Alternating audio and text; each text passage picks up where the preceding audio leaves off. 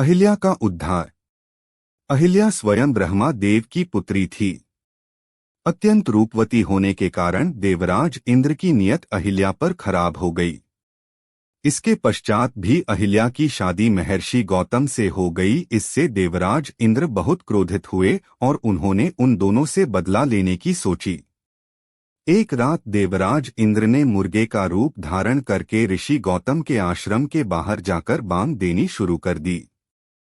उसकी आवाज सुनकर गौतम को लगा कि सुबह हो गई है और वह प्रतिदिन की तरह अपना कमंडल लेकर गंगा स्नान करने के लिए चल पड़ते हैं। पीछे से देवराज इंद्र ऋषि गौतम का वेश धारण करके अहिल्या के पास चले जाते हैं और उसके साथ समागम करते हैं। जब ऋषि गौतम गंगा तट पर स्नान करने के लिए पहुंचते हैं तो उन्हें यह आभास होता है कि अभी सुबह हुई नहीं है। अवश्य ही किसी ने उनके साथ छल किया है।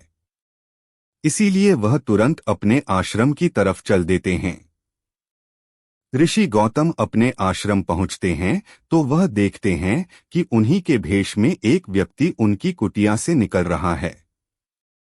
ऋषि गौतम परम तपस्वी थे, इसलिए वह छल वेश में भी देवराज इंद्र को पहचान जाते हैं और उसे कुरूप होने का श्राप देते हैं।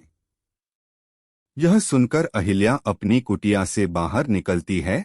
तब वह समझ जाती है कि उसके साथ छल हुआ है और अपने पति ऋषि गौतम के पैरों में गिरकर क्षमा मांगने लगती है। लेकिन क्रोध में भरे हुए श्री गौतम ने उन्हें क्षमा नहीं किया और तुरंत पत्थर में बदलने का श्राप दिया। बार बार मिन्नत करने के बाद ऋषि गौतम को अहिल्या पर दया आ जाते हैं और वह उसके मुक्ति का मार्ग बताते हैं।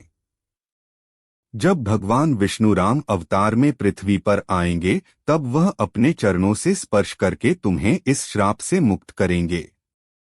ताड़का वध के बाद जब महर्षि विश्वामित्र श्री राम और लक्ष्मण के साथ जनकपुरी की तरफ रवाना होते हैं तब वह ऋषि गौतम के आश्रम से होकर गुजरते हैं, जहां पर वह श्री राम को अहिल्या की कहानी बताते हैं।